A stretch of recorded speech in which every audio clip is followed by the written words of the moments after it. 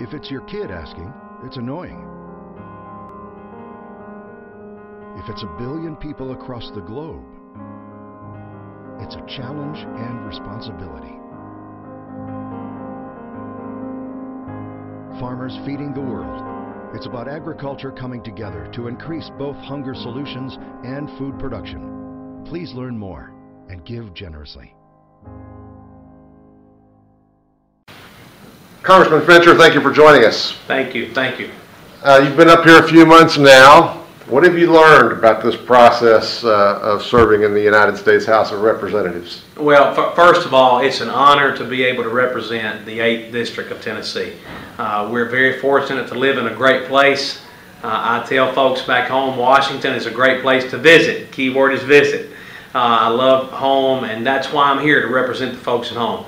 This process makes a turtle walk seem fast. It's very slow, but we are very optimistic that we're going to be able to do some good things. Got a lot of great folks up here, and it's just, you know, I think we're turning the ship. I view our country maybe sometimes like the Titanic. It's very big, and it's going to take time to get us out of some of the predicaments that we're in. I mean, we've got a variety of issues we're dealing with, from the budget to farm bill to transportation bill. I mean, we've got many things to do. It seems like we can't get any one thing fixed without something else breaking, but it is an honor to serve, and I think we're up to the challenge. It's just going to take some time. So you have hit the ground running, but you don't want to be accused of having settled in. No, you know, I don't know if after 10 years I will be settled in or not. It is, when you have to keep in mind the reason you're here. I've got 3 children at home. We're 7th-generation farmers. We've been farming a long time, and you know, I didn't need Washington to complete me. This is not something I've always dreamed of. It is an honor to do this, to serve, but this is a job about the country and the folks. This is not about Stephen Fincher, and this is a sacrifice for me, leaving my home and my family, and it's very important what I do up here. And you had never run for elected office No. before, and you ran, and as I recall, you had a slogan during your campaign, "Plow Congress." Yeah. You won with 60% of the vote. Did you just happen to be the right person at the right time? You know, I was asked to do this in July of '09 by a friend of mine who is also a farmer and a business partner of my family. And I told him he was crazy. I was no politician. I loved my life at home. Not only are we farmers, but we're gospel music singers. Oh, yeah. We've been doing that for 60 years, and I've got friends all over the district and other states. But after a lot of prayer and a lot of thought, my wife and my family and I decided that you know, we needed to do this. This country is very important to us, and I want my children to have the same opportunities and advantages I've had. And if they want to farm, if they want to be a lawyer or a doctor, whatever they want to do, I want them to be able to do that. And I'm afraid if we don't change directions, that they may not be able to do the things that I've enjoyed and been able to do. So that's why I'm here. We did have a good team at home. We did win with a good percentage.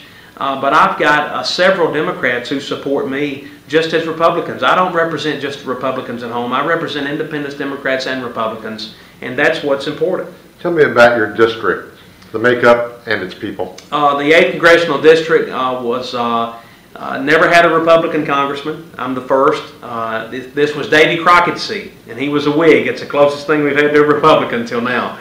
But, you know, very rural, heavy ag. We don't have a lot of industry. We've got healthcare, banking, and ag. We've got some factories. Caterpillar's got a place there, and a few others, but just not a whole lot. And you know, it used to be that ag could sustain our district as far as financially and jobs. Well, that doesn't seem to be the case anymore. Ag cannot sustain and keep our district and our country moving forward like it once did. So we have to be aggressive, bringing jobs into the district. I think that if we're going to get our economy moving again, we've got to focus on jobs. That's what we've been talking about since we've been sworn in, since we've been elected. But we've got to have an environment that creates jobs. It's friendly to creating jobs. We need low taxes. We need less regulation. We're in a massive deregulation period here in Washington now, going after what I like to call the three-letter agencies. I think they're way overreaching their jurisdiction and what they're supposed to do. And we need to make it easier for folks to create jobs and not punish them. Being a lifelong farmer, was it a particular thrill for you to gain an appointment to the House Agriculture Committee? You know, it was. Ag is important. I do a lot of the business side also, but in the farming, and it's very complex now, as you well know. We run very thin margins, and we have to make sure that we're not missing. We're running on all cylinders all the time. But ag does have a special place with me, being connected so heavy in ag, still farming some. When I go home, I don't get to do a lot of physical labor, but I'm still around, and many friends and relatives who still farm. And it does have a special place. We've got a great chairman. Chairman Lucas really understands. The ranking member, Colin Peterson, also understands ag, and I actually play in a little music group with Colin Peterson, the Second Amendment. So I was going to say, Colin says that you're good. He is, you know, that's a funny story. When we had been sworn in, he came over one day on our side. You know, the Republicans are historically kind of on the right, and they're kind of on the left. And he said, "Are you the guy that plays music?" And I said, "Yes, sir, I am." And he said, "Well, we're looking for a bass guitar player in our group." And he said, "Are you any good?" And I said, "Well, yes, sir, I'm okay." And he said, "Well, would you like to join us?" And I said, "Well, are you any good?"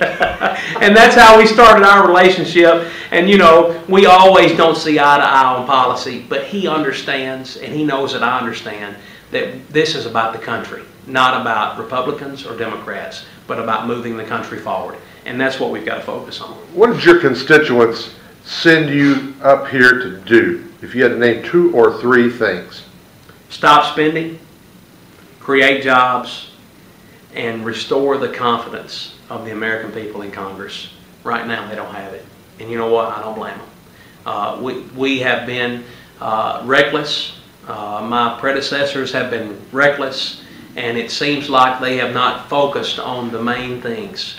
We used to have a preacher that would always say, keep the main thing the main thing. The main thing is the American people. That's why we're here to represent them. This is not about us. This is about listening to the experts and listening to the folks at home. And they have not been happy with stimulus bills and bailouts and Obamacare and many other things that's been going on. And I think it was a referendum in November of last year. And if we don't do what we were sent up here to do, they'll replace us. And we've got to focus on doing that. But job creation and cutting spending is why we were sent up here. Tennessee 8th District Congressman, Republican Stephen Fincher. Mr. Congressman, thank you so much for joining us. Thank you so much.